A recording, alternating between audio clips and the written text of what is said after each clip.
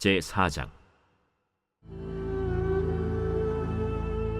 사로잡혔던 자들의 자손이 이스라엘의 하나님 여호와의 성전을 건축한다 함을 유다와 베냐민의 대적이 듣고 스룹바벨과 족장들에게 나와 이르되, 우리도 너희와 함께 건축하게 하라. 우리도 너희같이 너희 하나님을 찾노라. 아수르 왕에 살았더니 우리를 이리로 오게 한 날부터 우리가 하나님께 제사를 드리노라. 스룹바벨과 예수아와 기타 이스라엘 족장들이 이르되, 우리 하나님의 성전을 건축하는데 너희는 우리와 상관이 없느니라. 바사왕 고레스가 우리에게 명령하신 대로 우리가 이스라엘의 하나님 여호와를 위하여 홀로 건축하리라.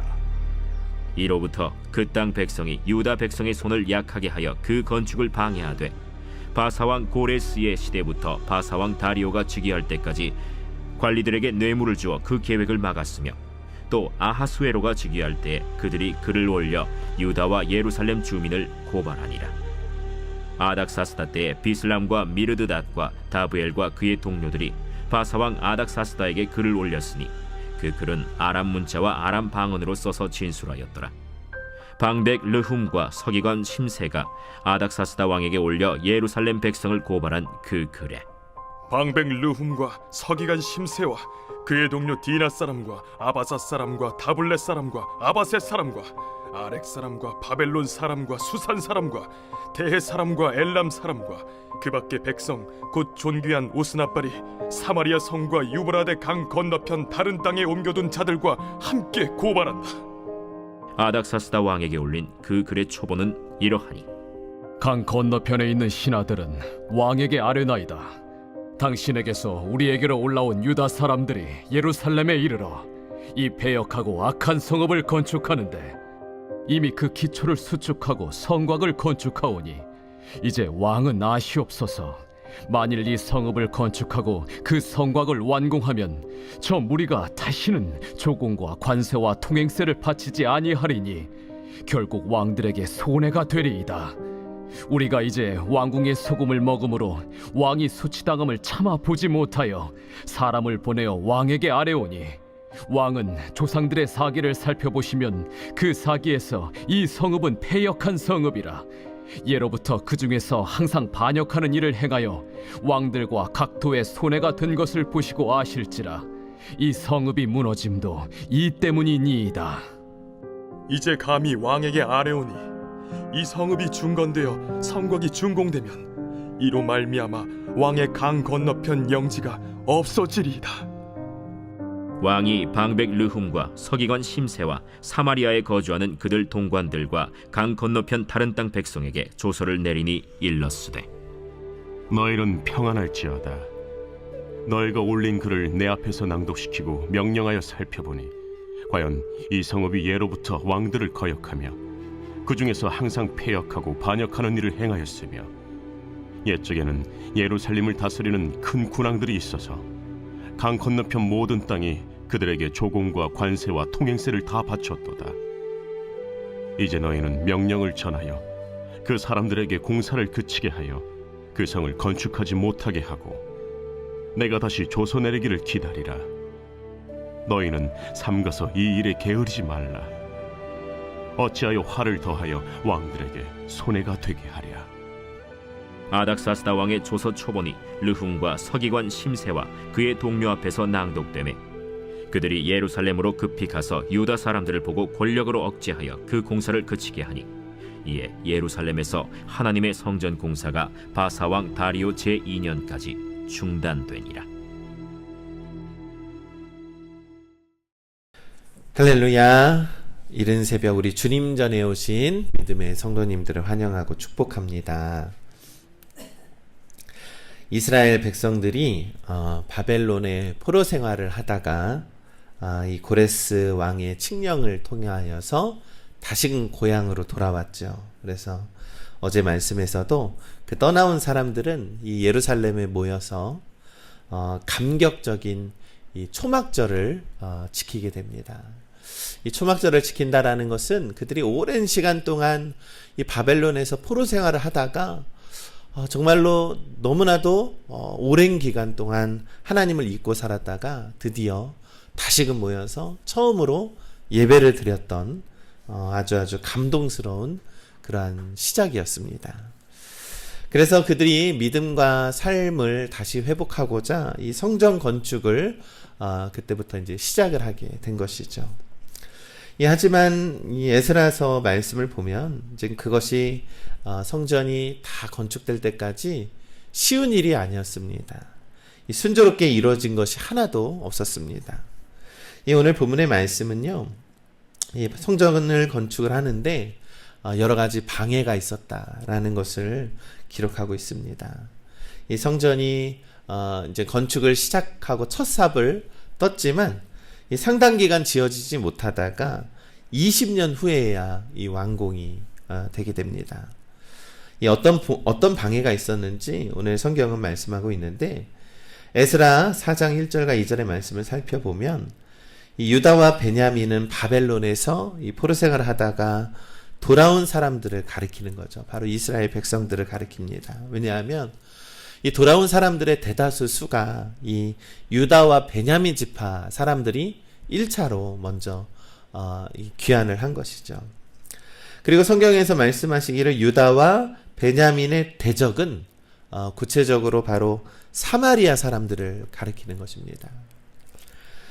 여러분, 북이스라엘의 역사에서 이 아수르로 인해서 북이스라엘이 멸망을 당합니다. 이 아수르 왕은 북이스라엘 백성들을요, 이 포로로 이 아수르 땅으로 데려간 것이 아니라 그들을 강제적으로 타 지역으로 이주를 시키는데 그 지역이 사마리아 지역이었습니다. 그로 인해서 이 사마리아에 정착한 사람들은요, 자연스럽게 그 사마리아 사람들하고 결혼을 하고 자연스럽게 이렇게 혼혈이 된 것이죠. 그래서 이방에서 온 그 사람들의 종교를 따르게 되고 수용하게 되고, 그러다 보니까 어떻게 됩니까? 하나님도 섬기고 이방신도 섬기고, 그런 혼합주의적 신앙이 이 사마리아 사람들에게 있었다라는 것입니다.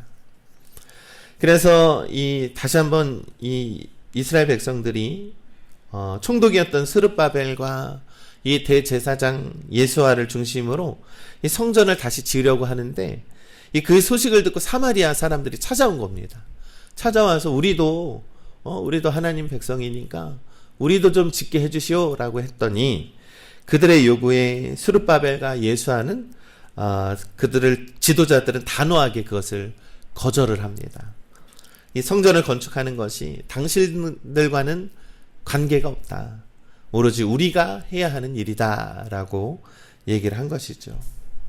여러분, 우리가 역사적으로 봤을 때 이 북이스라엘과 남유다가 멸망당한 이유가 무엇입니까? 이 국방력이 약해서 멸망을 당했습니까? 아니죠.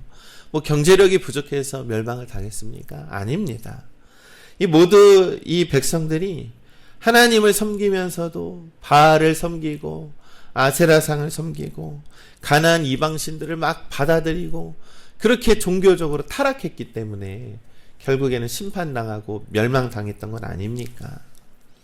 그러다 보니 이스라엘 백성들은요, 이 바벨론의 포로 생활을 할 때 얼마나 후회를 했겠습니까? 하나님, 다시는 우리가 우상 숭배하지 않겠습니다. 아마 그렇게 마음을 다졌던 그러한 시간이었을 것입니다. 그런데 지금 이 사마리아 사람들이 와서 같이 하자고 하니 그들이 어찌 그들을 받아들일 수 있겠습니까? 그래서 거절할 수밖에 없었다라는 것입니다. 이후에 어떤 일이 계속됩니까? 그들이 그 거절당함에 앙심을 품고 계속해서 성전 건축하는 것을 이 사마리아 사람들이 방해를 하게 되었다라는 것입니다. 이 고레스 왕 시대부터 바사 왕, 다리오 왕이 즉위할 때까지 방해를 했다라고 성경은 기록을 합니다. 여러분, 이 신약 성경에서 유대 사람들이 사마리아 사람들을 경멸하고 싫어했잖아요. 그 이유가 바로 여기에 있다라는 것입니다. 이때부터 그들은 성전 건축을 회방하기 시작을 합니다. 이 회방하는 방법에 이 성경을 살펴보면 세 가지 방법이 있는데, 이 이스라엘 유다의 백성의 손을 약하게 하였다라고 하고요, 건축을 방해하고 또한 뇌물로 계획을 막았었다라고 이렇게 기록을 합니다. 여러분, 유다의 손을 약하게 하다라는 것은요, 바로 심리적으로 불안하게 하다라는 뜻을 가지고 있습니다. 여러분, 그것은 바로 이 오늘날처럼 막 거짓 뉴스, 막 거짓을 통해서 그들이 할 수 없어. 너 그거 이 성전 건축한다고 그게 될 일이야라고 하면서 불신앙과 불안감을 조장하는 일들을 그들이 막 했다라는 것입니다. 그리고 또 성전 건축을 직접적으로 방해했다라는 것입니다.